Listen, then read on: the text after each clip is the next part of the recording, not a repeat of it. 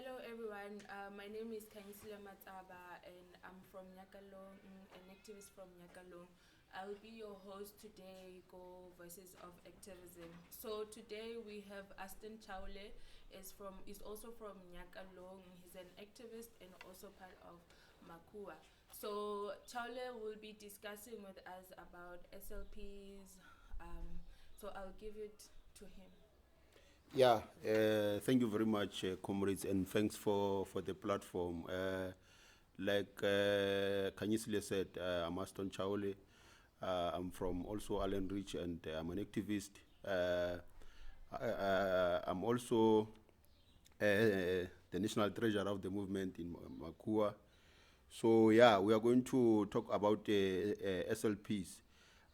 For starters, I would like to say that SLPs are um, used to assist communities to benefit from their minerals. So that is the main point of the SLPs, that why they have been constructed in the first place by Parliament. So yeah, the first thing is that the communities must benefit from SLPs, and also because the communities must benefit from SLPs, there should be constant monitoring from the communities on the SLP programs that they have to be implemented by the communities. And also, yeah, when there is closure of mine, the communities must make sure that all the SLP programs are implemented. So, regarding the key components of the SLPs, would you mind going like further based on human resource or local economic development, housing and living conditions, like based on SLPs? Yeah. First of all, I would like to say that the SLPs must benefit communities, and they must also benefit the workers. So the main people that have to benefit inside the SLP are the workers and also the communities. When you come to the issue of LED, local economic development, it means that there must be programs that advance the communities with regards to maybe infrastructure, things like that, you know.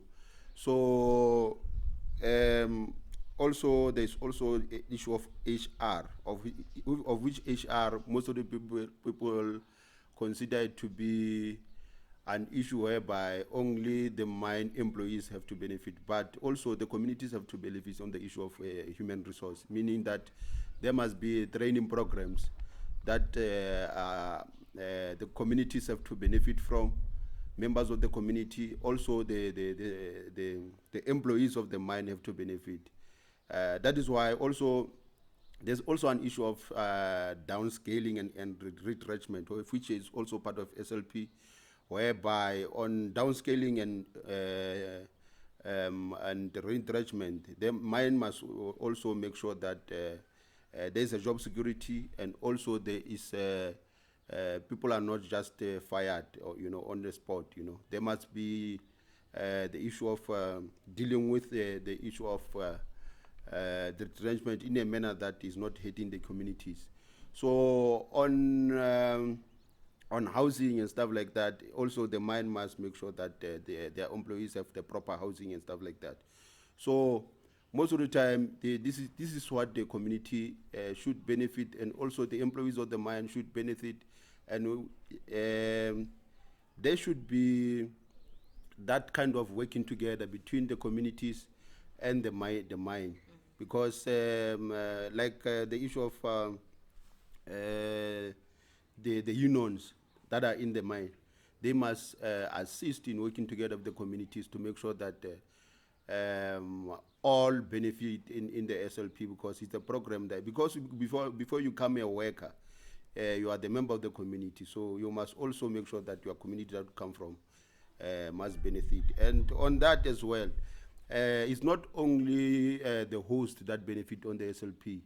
There's also the issue whereby you will find that there are labor sending areas, mostly Eastern Cape, KwaZulu-Natal. Those people who are working in the mine, they're from those places. So there are also some programs that are conducted in those areas. So it's not only the host communities that benefit in the SLP. Okay. So let's say now the mine like is being ignorant and not doing what you have mentioned. So how do we get them accountable? So as members of community, because these programs are supposed to benefit the communities, and we know that the mineral resources they will deplete with time. You know, some of the mining companies have 10 years lifespan, some have 5 years lifespan, and because of that, it means that when the mine leaves, there's going to be the problem whereby the issue of dependency with regards to the companies, they are not benefiting. The communities are not benefiting. They did not benefit from the mining companies. So it means that we have to constantly monitor that the programs happen.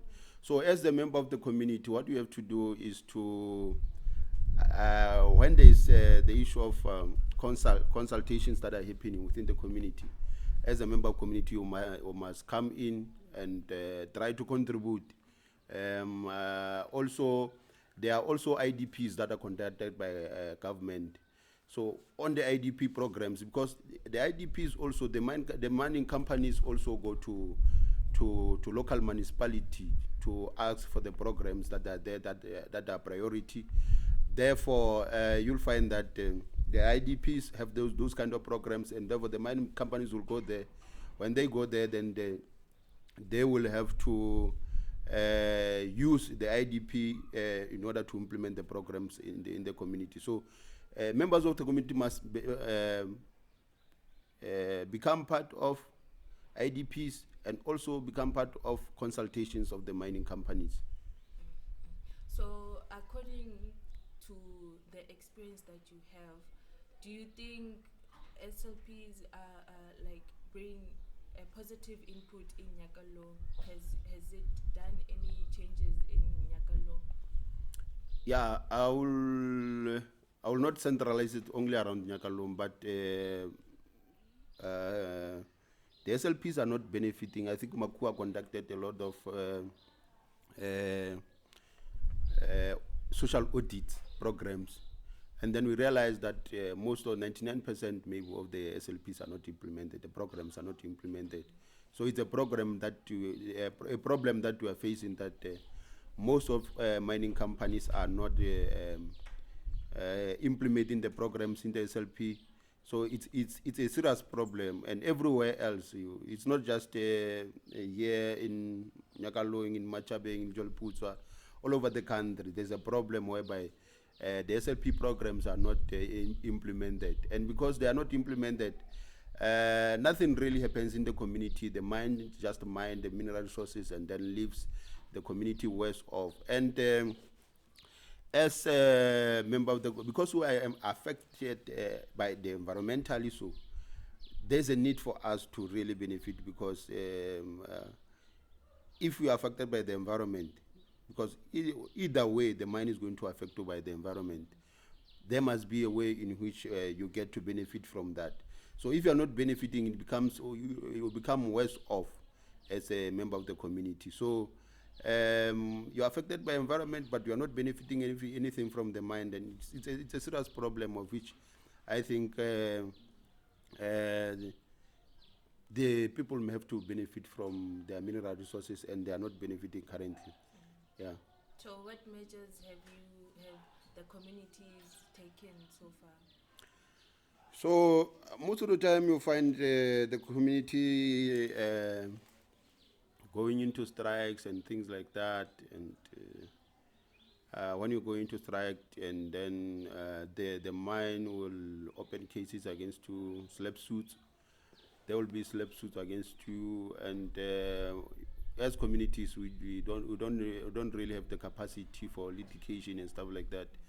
Then it becomes a problem whereby we are not able to win those kind of cases as communities. So we try, but I think as part of monitoring, Although also the DMRE must come into the picture, because the DMPR, I mean, because it's now changed to a DMPR.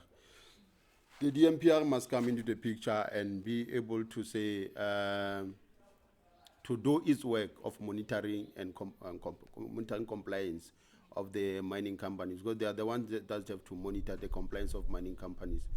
But at times you find that it's either they are understaffed, or maybe they don't take this job very seriously. I don't know what is really happening, but most of the time they are not able to execute their responsibilities. We have to go to them and say, this is what is happening with regards to this mine, because the DMPR has the capacity to go to the sites of the mines and say, check whether the programs have been implemented or what. And they also have the capacity to cancel the license of the mine if the mine is not abiding by the SLP programs, of which most of the time we have never really seen it happening. I've never seen that happen, even though there's no compliance with regards to the social labor plans. So, yeah, actually, I don't think they are doing the work that they're supposed to do. Okay. Yeah.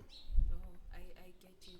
So I'm about to wrap up. So maybe if you could give us just a short summary or just a conclusion of the presentation that you just given us. So I will just say, when the mine comes into the area, the first thing, the mine must consult with the communities when they apply for the mining rights. And then after that, the SLP, it has to be accepted by, if it's accepted, it has to be the DMPR. Then the DMPR regional manager has to send it to the minister. Then the minister had to say that the mine should continue. So if the mine continues, the SLP lasts for 5 years. During the period of 5 years, there is progress report that has to be sent to DMPR every now and then, every year. So that's kind of monitoring that also the community must do. After 5 years, there's a renewal of license, and there is application again of saying that we did these programs, now we are going to do these others, and then the DMPR has also have to accept or decline, depending on the, maybe they did not do the last program. So I think also the community must get involved on that regard. First one is participation on the application of the mining right, and then constant monitoring as when there is a progress of the programs of the social labor plan. So it means every year there should be a progress report. Then they should always check that progress report. Did the mine do what it said it's supposed to do? And if there's nothing that is happening, they should go to DMPR and say, this mine, you see that nothing is happening, and they should write to DMPR. And also, if there's a need for information, because sometimes these SLPs are not accessible, therefore the communities must apply prior, go to DMPR and say, we need this kind of document. So there's application that you fill there. Also, alternatively, you can go to the mine. There's also an application that you have to fill. If the mine refuses, the only option that we have is to go to court. But if the DMPR refuses to give you that kind of information that you need, you can appeal that decision. So I think there's a serious need of communities to stand up and make sure that these programs are implemented, because the mineral resources that we have are non-renewable, and they will deplete. So if they deplete, there's going to be a problem that our economy within the areas whereby we are dependent on mining, there's going to be a problem of ghost towns and stuff like that. So yeah, I think that's what should happen with regards to our communities. Yeah. Yeah, thank you, Chaole. I think it's very important as communities to reclaim our narratives, you know. So thank you so much for the information, and I hope it won't only be useful to me, but to the other people. Thank you so much. Yeah, thank you very much.